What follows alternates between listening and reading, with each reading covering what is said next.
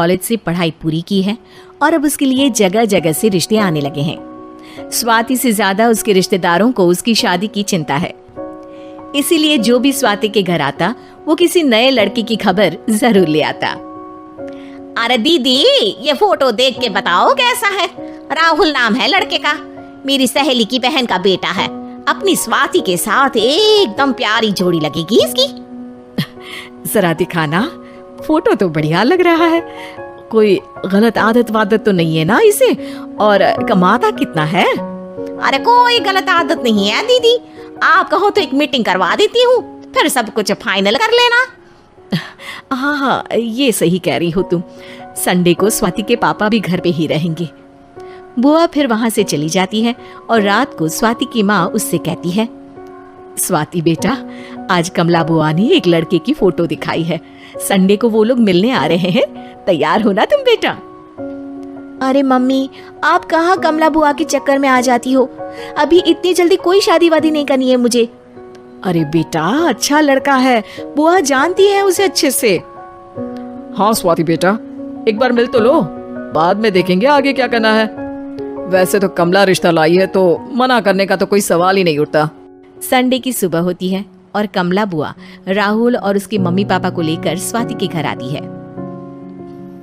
अरे आइए आइए भाभी, इसे अपना ही घर समझिए, इनसे मिलिए। ये मेरे भैया और ये मेरी भाभी है।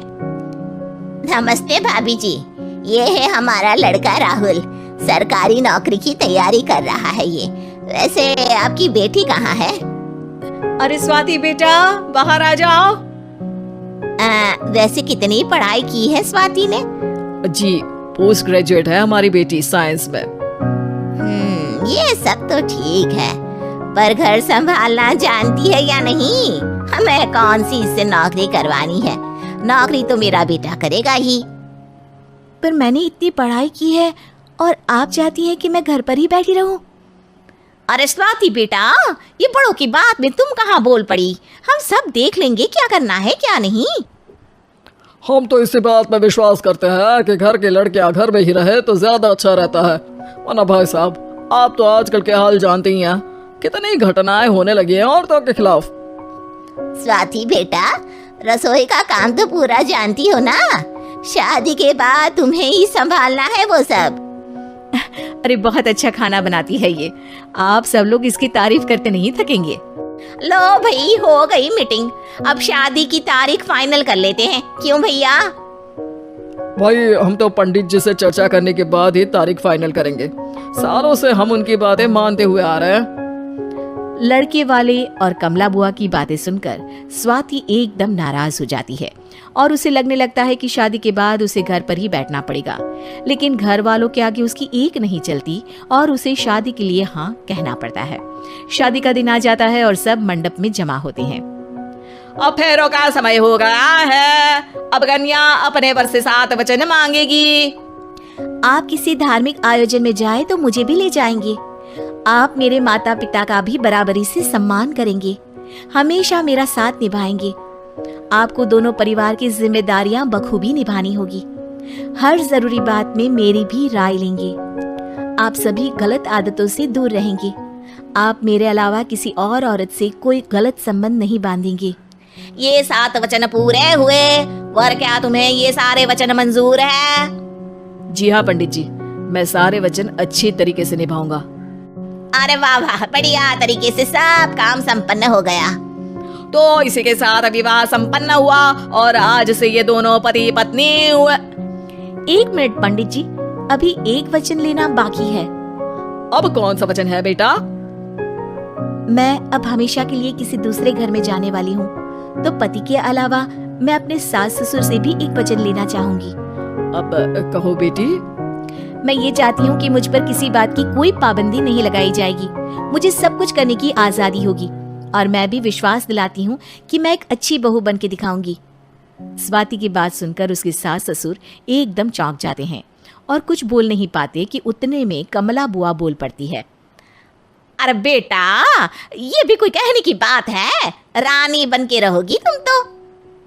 वचन देने से पहले सोच लीजिए, क्योंकि शास्त्रों में वचन ना निभाने वालों के लिए नरक से भी बदतर सजा लिखी है। स्वाति की चालाकी से वहां मौजूद सब लोग प्रभावित हो जाते हैं और लोगों में बदनामी ना हो जाए, इस कारण स्वाति के सास ससुर को उसे वचन देना पड़ता है। अरे कैसी अपशकुन वाली बातें कर रहे हैं आप पंडित जी। हमें मंजूर है बेटा तुम्हारी शर्त। स्वाति अपनी समझदारी से अपनी बात अपने ससुराल वालों से मनवा लेती है और खुशी खुशी राहुल से शादी कर लेती है। अब से हर शादी में मैं खुद 8 वचन दिलवाऊंगा। ओम मंगलम मंगलम मंगलम। रानी रहती थी। चंदा का पति बहुत पैसे वाला था। उनके पास किसी भी चीज की कोई कमी नहीं थी और उसके विपरीत शांति का पति बहुत ही गरीब और नशेड़ी था। शांति चंदा के घर में काम करके अपना घर चलाती थी। भाभी, घर पर खाने के लिए कुछ भी नहीं है। अगर आप थोड़ा खाना दे पाए तो बहुत मेहरबानी होगी। मुझे जो भी पैसे मिलते हैं वो तो आपके देवर नशे में उड़ा देते हैं। ये तुम लोगों का ना रोज रोज का ड्रामा हो गया है। अब देवर जी कमाते नहीं है तो मैं क्या करूं?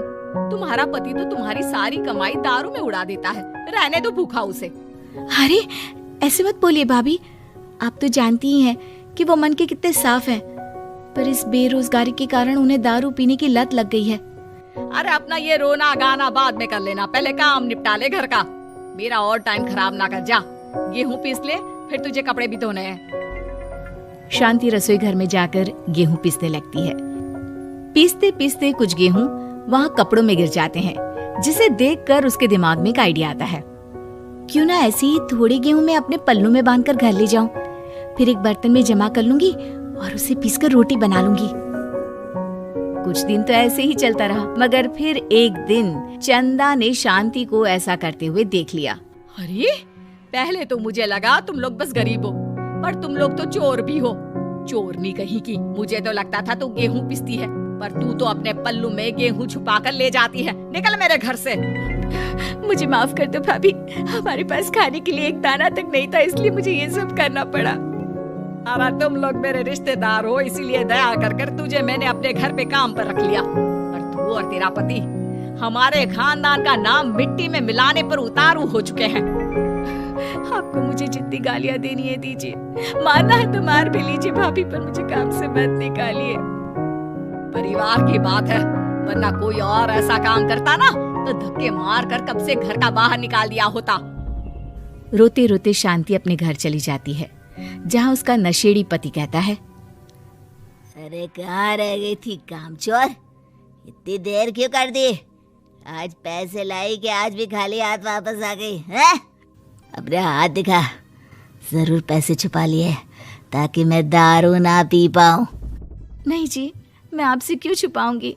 और अभी आप दारू पीने की बात कर रहे हैं, उसी कारण तो आज हम लोगों की ये हालत हो गई है।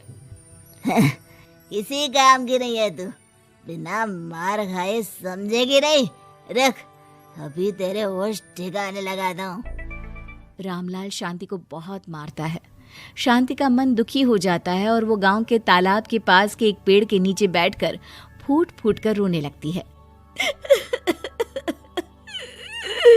मैंने कभी किसी का बुरा नहीं किया, फिर भी भगवान मेरे साथ ऐसा क्यों कर रहा है?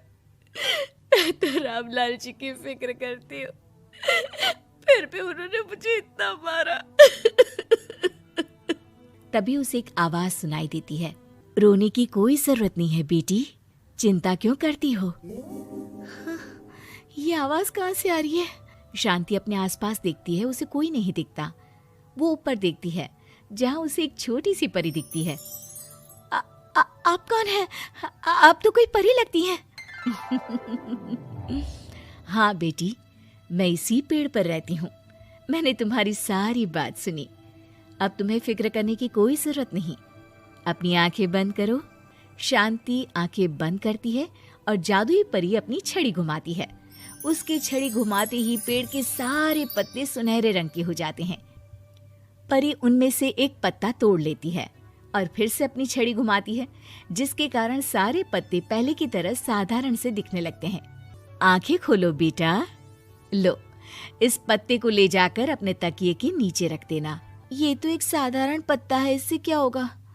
ठीक है, अगर आप कहती हैं तो मैं इसे रख लेती हूँ। शांति उस पत्ते को लेकर अपने घर जाती है और अपने कमरे में तकिए के नीचे रखकर सो जाती है।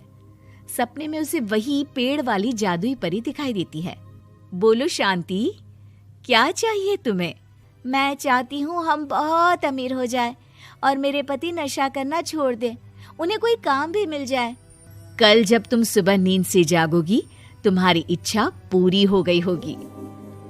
अगली सुबह शांति नींद से जागती है।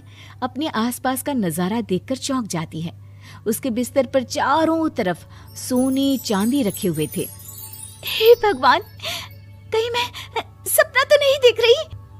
इतना सारा सोना, वो भी मुझ गरीब के पास। रामलाल जी को बताती हूँ, वो बहुत खुश होंगे। शांति जैसे ही कमरे के बाहर जाती है, वो देखती है कि रामलाल सूट बूट पहने काम के लिए बाहर जा रहा होता है। मुझे शहर में एक नौकरी मिल गई है शांति, मुझे आने में देर हो जाएगी, घर का ध्यान रखना। और इस तरह शांति बहुत अच्छा जीवन बिताने लगती है। उसके पास अब किसी भी चीज की कमी नहीं रह जाती। रातों रात शांति के पास आए इतने पैसों को देखकर उसकी जिठानी उससे पूछती है, अरे क्यों रे शांति, कहीं बड़ा हाथ मारा है क्या? अचानक तुम लोगों के पास इतना पैसा कैसे आ गया? नहीं नहीं भाभी, ये सब तो जादुई परी के दिए हुए पत्ते का कमाल है। शांति जादुई पत्ते के बारे में सारी बात चंदा को बताती है, जिसे सुनकर चंदा के मन में लालच आ जाता है और वो झूठ मूठ रोते हुए उसी पेड़ के नीचे जाती है जहाँ उसकी रोने की आवाज सुनकर जादुई परी कहती है, क्या हुआ बेटा, क्यों रो रही हो? मैं बहुत गरीब हूँ, मेरे पति मुझे बहुत मारते हैं, अब मैं जीना नहीं चाहती। चिंता मत करो बेटा, अपनी आंखें बंद करो। जादुई परी चंदा को भी उसी पेड़ का एक पत्ता देती है और तकिए के नीचे रखने को कहती है। चंदा उस पत्ते को लाकर अपने तकिए के नीचे रख लेती है और अगली सुबह जब उठती है तो उसके कमरे में चारों तरफ सांप बिच्छू रहते हैं। अरे बचाओ बचाओ, कोई मुझे बचाओ, ये कैसा पत्ता है जिसे लाने के बाद उस गरीब शांति के पास तो इतना सारा सोना आ गया और मेरे चारों तरफ ये सांप बिच्छू, अरे कोई बचाओ। चंदा अपनी जान बचाती हुई शांति के पास जाती है। चलिए भाभी, मुझे लगता है आपके घर में सांप बिच्छू को बस जादुई परी ही हटा सकती है। दोनों मिलकर जादुई परी के पास जाते हैं। ये सब तुम्हारे बुरे इरादों का नतीजा है चंदा। तुम झूठ मूठ बस पैसे के लालच के कारण यहाँ आकर रो रही थी, इसीलिए तुम्हें जादुई पत्ते ने उसकी सजा दी। अरे मुझे माफ कर दीजिए जादुई परी, मेरे मन में लालच आ गया था। अरे शांति, तुम भी मुझे माफ कर दो, मैंने तुम्हारे साथ बहुत गलत किया है, फिर भी तुम मेरी मदद के लिए आई। चंदा को अपनी गलती का एहसास हो जाता है, इसलिए जादुई परी उसके घर से सारे सांप बिच्छू को गायब कर देती है। चंदा और शांति आपस में मिलजुल कर रहने लगती हैं।